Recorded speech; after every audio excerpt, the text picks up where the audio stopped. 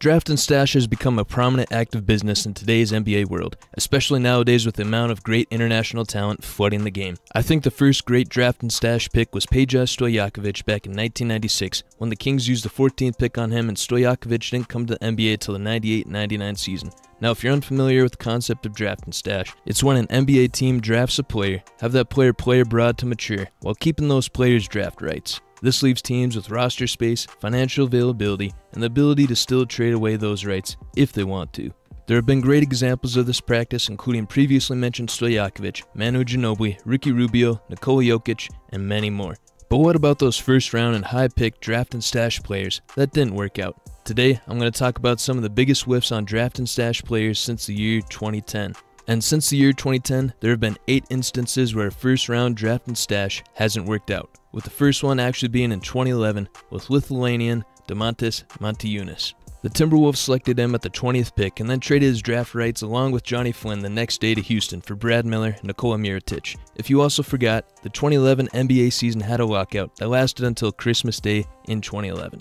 Motiejūnas decided to stay in Europe and played some EuroLeague, averaging 12.5 points and 43% from the field. 2012 then rolled around where he signed his 4-year rookie deal, and here he appeared in 44 games while starting 14 and seeing some action in the D-League as well. Only 12 minutes a game, getting 5.7 points with 2.1 rebounds rookie season. Not great, but not the worst. Although sophomore season was not much better, 62 games this year starting in 3. Had 5.5 points this year, 3.6 rebounds on 44 field goal percentage, as well as shooting 25% from 3. Junior year was probably Motiejūnas' make or break season. Luckily for him, the Rockets moved on from Omri Caspi, and Terrence Jones missed 41 games, meaning he started in 62 and appearing in 71. This was his breakout season.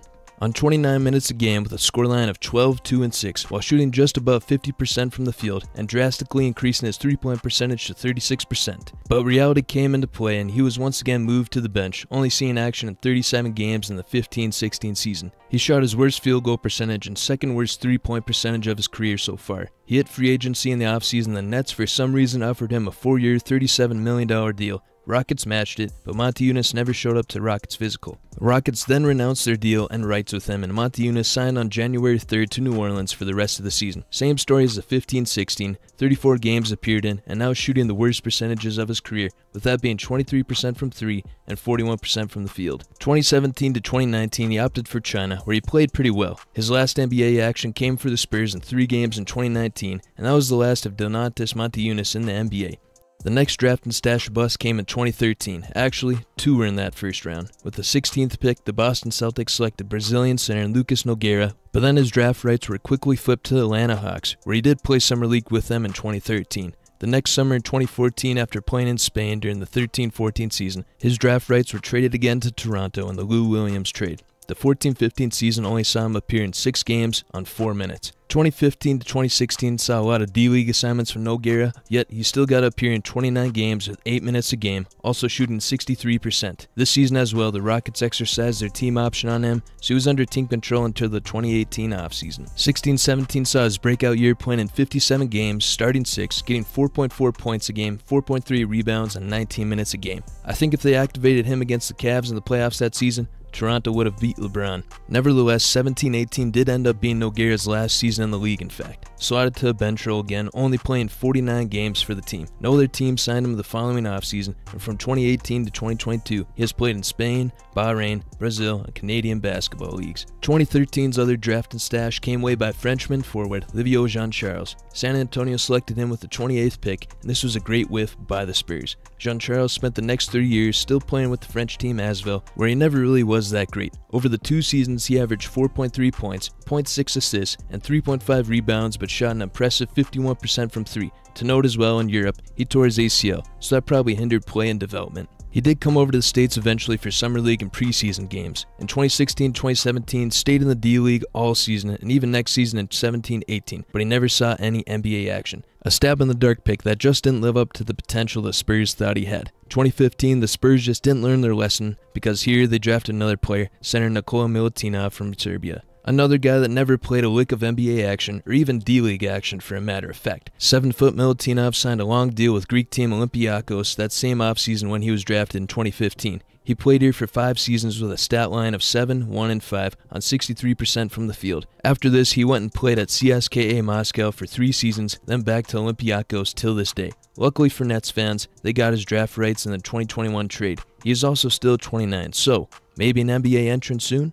Now for the second time on this list, the Celtics drafted not 1, but 2 draft and stash busts in the same draft in 2016. The first one being 16th pick, Guerschon Yabusele. If you watch the recent Olympic Games, you know this guy was a character, which I liked. For his NBA play though, not good. He did play Summer League with Boston in 2016, but then went over to China to play in the 16-17 season with the Shanghai Sharks, averaging 21 a game. Also got to play with Jimmer over there. 17-18 he made his NBA debut and played in 33 games on 7 minutes a game. Was assigned to the G League a decent amount. 18-19 was pretty much the same story. More G League assignments, however, appearing in 7 more games this season, but 1 less minute a game. When the 2019 offseason rolled around, the Celtics waived Yabusele, where he then jumped around countries from 2019 to 2024, including China, Spain, and France. Good news awaits though, as Yabusele did sign a 1-year, $2.1 million deal with the 76ers after he impressed many at the Olympics, so there's still some hope for him, but he's been a bust so far. The other bust came in former Croatian center Ante Zizic. With the Celtics' 3rd first-round pick that draft, they used their 23rd pick on him. Here in the 2016-2017 season, Zizic played for a Turkish team that I can't pronounce in the EuroLeague, getting 9 points and 6.7 rebounds a game. Before he could even suit up for the Celtics in the 17-18 season, he was a part of the Isaiah Thomas and Kyrie Irving trade, meaning he was headed to Cleveland. Through the 3 seasons he played in Cleveland, he appeared in 113, starting in 27, averaging 6 points and 4 rebounds a game. Like many others, he had plenty of G League assignments in those seasons, and the Cavaliers declined his option for the 2020-2021 season, and Zizic eventually left to go back to Europe, where he plays today with Italian powerhouse Virtus Bologna. In 2017, the Magic made Latvian Andrijs Pašečnieks the next victim of a bad draft and stash. Immediately after he was drafted though, the Magic traded him to the 76ers for a future first-round pick.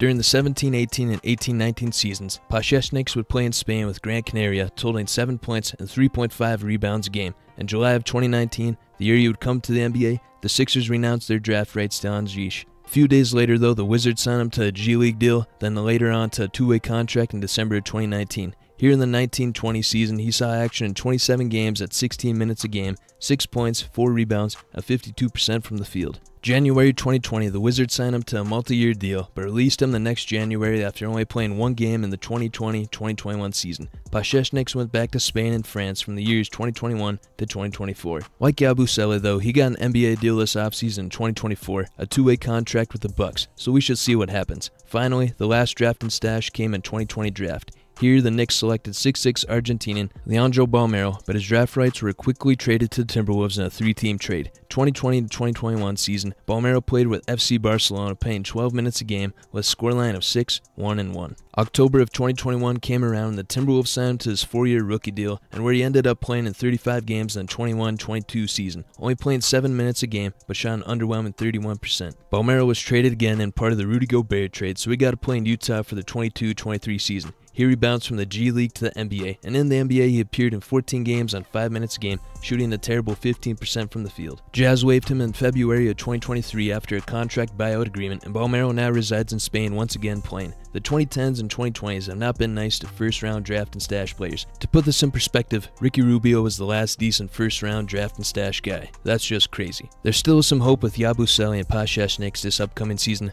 I wouldn't put any money on it. Moral of the story, don't use your first-round picks in today's NBA on players who are not going to be on your team day one. Save that for the second round.